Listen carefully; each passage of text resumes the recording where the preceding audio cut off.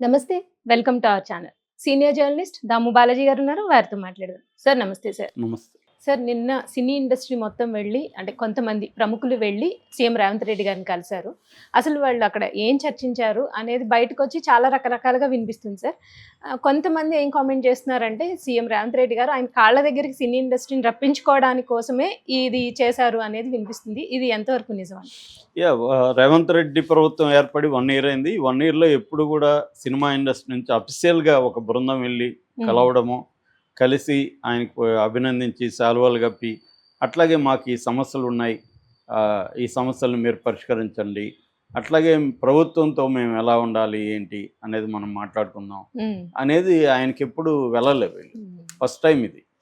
So వ్యక్తులుగా కలిశారు. చిరంజీవి లాంటి వాళ్ళు కొంతమంది వ్యక్తులుగా కలిసి సన్మానించడం, ఈవెన్ సినిమాటోగ్రఫీ మినిస్టర్ని కూడా వ్యక్తులుగా కలిశారు. కానీ అఫీషియల్గా బాడీస్ వెళ్ళి కలిసి అఫీషియల్గా అజెండా ఒకటి తీసుకెళ్ళి మాట్లాడింది ఎప్పుడు లేదు. అట్లాగే రేవంత్ రెడ్డి కొన్నిసార్లు ఆయన ట్రై చేశాడు. గద్దర్ అవార్డులు ఇప్పటి వరకు నంది అవార్డులు ఆపేసి ఉన్నారు బీఆర్ఎస్ ప్రభుత్వంలో. ఈయన వాటిని పునరుద్ధరించాలని, ఆయనకి గద్దర్ అంటే చాలా ప్రేమ రేవంత్ రెడ్డికి. అందువల్ల గద్దర్ పేరు మీద అవార్డులు ఇస్తాను, మళ్ళీ ఇద్దామని ఆయన ప్రకటన చేశాడు.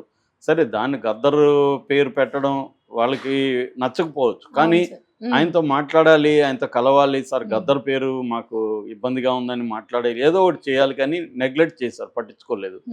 అట్లాగే ఈయన ఇంకొన్ని సార్లు ట్రై చేశాడు ఇండస్ట్రీని. ఫర్ ఎగ్జాంపుల్ డ్రగ్స్ టైంలో డ్రగ్స్ క్యాంటీగా మీరు క్యాంపెయిన్లు చేయండి, ప్రజల్లో అవేర్నెస్ పెంచండి అని అడిగాడు, ఎవరు ముందుకు రాలేదు. ఇలాగ అంటే వ్యక్తిగతంగానూ తను సీఎం అయినప్పుడు ఎవరు వచ్చి అభినందించలేదు. ప్రభుత్వ పరంగా కూడా సినిమా ఇండస్ట్రీ నుంచి ఏ రకమైన తోడ్పాటు కానీ కోఆపరేషన్ కానీ చేయలేదు. దాంతో ఈయనకు ఒక రకంగా కోపం అయితే ఉంది. అది అక్కడక్కడ ప్రదర్శిస్తా కూడా వచ్చాడు. మనకి జగన్ దీంట్లో కూడా ఇదే కనపడుతుంది. జగన్ని కూడా ఎవరు పోయి అభినందించి ఆయనతో మాట్లాడలేదు సీఎం అయినాక. మామూలుగా చంద్రబాబుతో ఇటు కేటీఆర్తో బాగుండేవాడు ఇండస్ట్రీ, కానీ ఇటు రేవంత్ రెడ్డితో కానీ అటు జగన్తో కూడా లేదు. అందుకే జగన్ కూడా వీళ్ళకి కొంత చిన్న షాక్ ట్రీట్మెంట్ ఇద్దామని ట్రై చేశాడు. వీళ్ళందరూ ప్రత్యేక ఫ్లైట్ వేసుకొని వెళ్ళారు. జగన్ ఈగో సాటిస్ఫై అయింది, తర్వాత ఏవో పరిష్కారం అయినాయి. ఇక్కడ కూడా రేవంత్ రెడ్డి అదే చేసినట్టుగా అందరూ ఇప్పుడు అనుకుంటున్నారు. ఎందుకంటే అల్లు అర్జున్ విషయంలో, అంతకుముందు నాగార్జున విషయంలో రేవంత్ రెడ్డి చాలా హార్ష్గా ప్రవర్తించాడు అనేది ఎక్కువ మంది అభిప్రాయం. నాగార్జున విషయంలో ఫస్ట్ ప్రవర్తించినప్పుడు ఎన్కన్వెన్షన్ కూల్చివేసినప్పుడు ఆయనకు పేరు వచ్చింది, మంచి పేరు రేవంత్ రెడ్డి.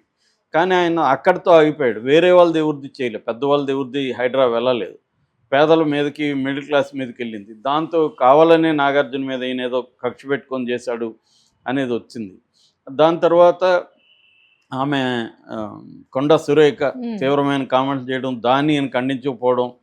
సో అలా ఒక్కొక్క పరిణామమే రేవంత్ రెడ్డి ప్రభుత్వానికి సినిమా ఇండస్ట్రీ మధ్య గ్యాప్ను పెంచుకుంటూ వచ్చి ఇది అల్లు అర్జున్ విషయంలో పీక్ వెళ్ళిపోయింది. ఈయన అసెంబ్లీలో గర్జించాడు, ఇండస్ట్రీని అంతా విమర్శించాడు. అతనికి ఏమన్నా కళ్ళు పోయిందా, కాళ్ళు పోయిందా, అతని దగ్గరికి ఎందుకు క్యూ కట్టారు, తల్లి చనిపోయి బాబు దీంట్లో ఐసీయూలు ఉంటే అక్కడికి ఎందుకు వెళ్ళలేదు, ఇవన్నీ ఆయన ఆగ్రహంగా మాట్లాడాడు.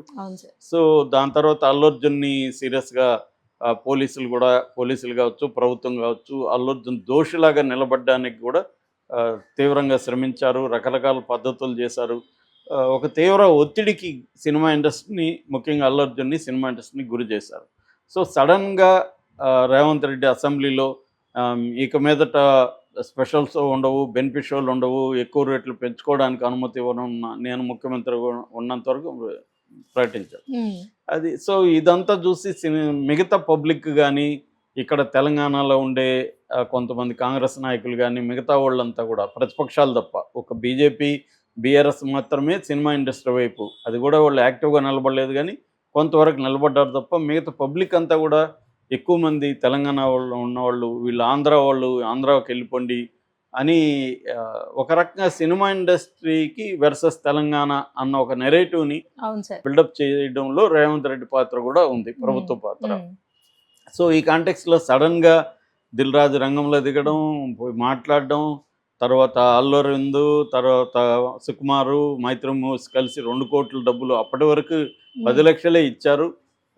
సడన్గా దిల్ రాజు రంగంలో దిగ్గానే 2 కోట్లు ఇవ్వడం. 2 కోట్లు అనేది నాకు తెలిసి ఇండియాలో ఇటువంటి సంఘటన జరిగినప్పుడు ఇప్పటివరకు ఎవరు ఇవ్వలేదు 2 కోట్లు. అనేక మంది స్టాంపీడ్లో చనిపోయినారు. బాబాల వల్ల చనిపోయారు, పొలిటీషియన్లు చనిపోయారు, సినిమా హీరోల వల్ల చనిపోయారు. ఎప్పుడు ఎవరు కూడా 2 కోట్ల అమౌంట్ అనేది ఎప్పుడు చరిత్రలో ఇప్పటివరకు ఎవరికి ఇవ్వలేదు. ఎవరిని కూడా అరెస్టులు కూడా చేయలేదు.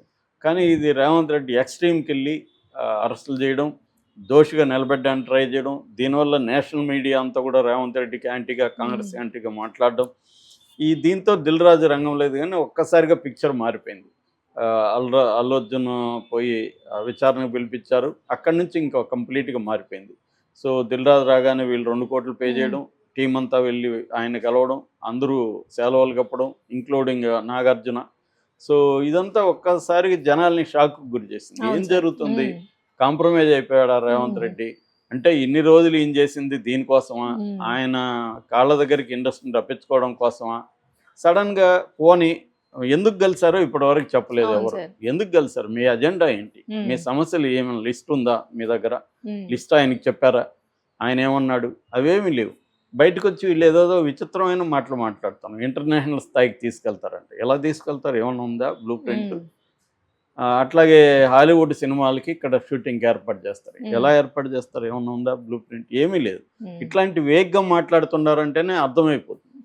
సో నిజానికి దిల్ రాజుకి 3 సినిమాలు సంక్రాంతికి ఉన్నాయి. ఆయనకున్న పెద్ద టెన్షన్ ఏంటి అందరికీ తెలుసు అది. కానీ అది ఆయన చిన్న సమస్య అంటున్నారు. పోనీ దీనికంటే పెద్ద సమస్యలు ఏమున్నాయి మీ దగ్గర? ఏం చెప్పారు? ఏమన్నా ఉందా? ఏం లేదు. అంటే కేవలం ఆయన ఇండస్ట్రీని పిలిపించుకొని మీరు నన్ను పట్టించుకోరా, నేను పట్టించుకునేట్టుగా చేస్తాను అని చేశాడా అన్న డౌట్ అయితే అందరికీ వచ్చింది. సో ఈ డౌట్ రావడానికి ఇటు సినిమా ఇండస్ట్రీ, ఇటు రేవంత్ రెడ్డి ప్రభుత్వం ఇద్దరు కారణమే. ఎందుకంటే అంతకుముందు ఇప్పుడు నేషనల్ మీడియా కూడా దీన్ని తర్వాత కవర్ చేసింది నేషనల్ మీడియా. ఎందుకంటే ఈయన మాట్లాడేటప్పుడు కూడా వీళ్ళకేం హామీలు లేదు, పైగా ఏ రకమైన సమస్య వీళ్ళు చెప్పలేదు, ఆయనకి చెప్పే పరిస్థితి కూడా లేదు. ఓన్లీ శాలువాలు కప్పి మాట్లాడి ప్రభుత్వంతో మేము బాగున్నాం అనేది బయట వచ్చి చెప్తున్నారు తప్ప ప్రభుత్వాన్ని ఏమి అడిగారు, ప్రభుత్వం ఏమిచ్చింది, లేకపోతే అల్లు అర్జున్ విషయంలో ప్రభుత్వం ఏమన్నా మాట్లాడిందా? ఎందుకంటే అదిగా మాట్లాడుతుందని అందరూ అనుకున్నారు. అదేం మాట్లాడలేదని బయట చెప్తున్నారు. అల్లు అర్జున్ది ఏం మాట్లాడలేదు. జనరల్గా ఇక మీదట ఏ ప్రోగ్రామ్ చేసినా హీరోదే బాధ్యత అని చెప్పాడు. అది కూడా విచిత్రంగా ఉంది. హీరో ఎలా కంట్రోల్ చేస్తాడు క్రౌడ్స్ని? కంట్రోల్ చేయాల్సింది పోలీసులు కదా. హీరో ఎలా కంట్రోల్ చేస్తాడు? మళ్ళీ ఏమో బౌన్సర్లు పెట్టుకోవద్దు అంటున్నారు. హీరో కంట్రోల్ ఎలా చేస్తాడు? అట్లా అనుకుంటే మరి భారతదేశ వ్యాప్తంగా వేరే భాషలంతా ఎలా ఉంది? ఇక్కడ మాత్రమే ఎందుకు హీరో కంట్రోల్ చేయాలి? ఇట్లాంటి అనేక ప్రశ్నలు ఇవాళ వస్తున్నాయి. అంటే వీళ్ళకి ఒక రకమైన పొగరు ఉంటుంది సినిమా వాళ్ళకి. ముఖ్యమంత్రులు కూడా మేము కేర్ చేయమన్న పొగరు ఉంటుంది. ఆ పొగరుని దెబ్బతీయడానికే రేవంత్ రెడ్డి పనిచేశాడు అన్న అభిప్రాయం అయితే జనాల్లోకి బలంగా వెళ్ళింది. ఎందుకంటే సడన్గా ఇప్పుడు వెళ్ళి కలవడం ఏంటి? అక్కడే డౌట్ వస్తుంది కదా. ఇన్ని రోజులు 1 year అయితే ఎప్పుడు కలవనోళ్ళు ఈ సంఘటన జరిగి ఒక పక్క జరుగుతుంది, సడన్ కలవడం, సడన్గా ఇప్పుడు జరిగి 20 రోజుల పైన అయితే ఇప్పుడు వెళ్ళి 2 కోట్లు ఇప్పుడు ఇవ్వడం, సడన్గా పోయి ఆ ఫ్యామిలీని హాస్పిటల్లో కలవడం, ఇవంతా కూడా ఒక స్కీమ్ ప్రకారం జరుగుతుందా? రేవంత్ రెడ్డి ఎక్కడో ఏదో సెటిల్ అవ్వడానికి, అదే మామూలుగా ఏదో అంటారు గుడ్డ కాలిన వాసన వస్తుందని, అంటే సమ్ ఫిషీ అంటారు. అలాంటి సంథింగ్ ఫిషీగా ఉన్నట్టుగా అయితే జనాలు మాట్లాడుకుంటున్నారు సోషల్ మీడియా బయట. కానీ సో వీళ్ళు ఇండస్ట్రీ సాధించింది ఏం లేదు. కాకపోతే రేవంత్ రెడ్డిని వీళ్ళు పట్టించుకోలేదు కాబట్టి ఇన్ని రోజులు రేవంత్ రెడ్డిని పట్టించుకునేట్టుగా చేయడానికి రేవంత్ రెడ్డి ఇవన్నీ చేశాడు అన్న అభిప్రాయం అయితే జనంలోకి వెళ్ళింది. ప్రతిపక్షాలు కూడా బీఆర్ఎస్ కానీ బీజేపీ వాళ్ళు కూడా ఇదే మాట్లాడుతున్నారు. నిన్న కూడా బీజేపీకి సంబంధించిన ఆమె మాధవీలత అని ఆమె చాలా ప్రశ్నలు అడిగింది. అవన్నీ కూడా లాజికల్గానే ఉన్నాయి ఆమె అడిగిన ప్రశ్నలు. ఎందుకంటే ఎప్పుడు ఆయన ఒక నేరానికి ఒక తప్పుకి తేడా ఉంటుంది. అతను ఒక పొరపాటు చేసి ఉండొచ్చు కానీ నేరం చేయలేదు. సో అతన్ని నేరస్తుల్లాగా చూపించడానికి వీళ్ళు ట్రై చేశాడు. గతంలో అనేక సార్లు జరిగాయి కదా ఇట్లాంటి స్టాంపీడ్లు జరిగి, ఇంకా 100 మంది చనిపోయిన సంఘటనలు ఉన్నాయి. హత్రాసులో 121 మంది చనిపోయారా? బాబాను అరెస్ట్ చేశారా? ఇదే కాంగ్రెస్ గవర్నమెంట్లో అనేక చోట్ల అనేక జరిగే చనిపోయారు. వాళ్ళకేమన్నా చేశారా? వాళ్ళ దగ్గర ఉన్న 2 కోట్లు ఇప్పించారా? ఇదంతా ఎందుకు చేస్తున్నాడు రేవంత్ రెడ్డి? అంటే ఈయన అహంకారం కోసం ఈయన ఈగోని సాటిస్ఫై చేయడం కోసమే చేస్తున్నాడా అన్నది విమర్శలు అయితే బలంగా వచ్చాయి. కరెక్ట్గా జగన్ విషయంలో కూడా వచ్చాయి, కానీ జగన్ విషయంలో ఇండస్ట్రీ గట్టిగా పవన్ కళ్యాణ్ లాంటి వాళ్ళు తీవ్రంగా మాట్లాడారు, కానీ రేవంత్ రెడ్డి విషయంలో ఎవరు మాట్లాడడానికి ధైర్యం చేయలేదు. దీనికి కారణం ఏంటంటే సినిమా వాళ్ళ ఆస్తులు అంతా హైదరాబాద్లో ఉన్నాయి. అందువల్ల ఎవరికి ఇక్కడ రేవంత్ రెడ్డి మీద మాట్లాడే దమ్ము ధైర్యం లేదు.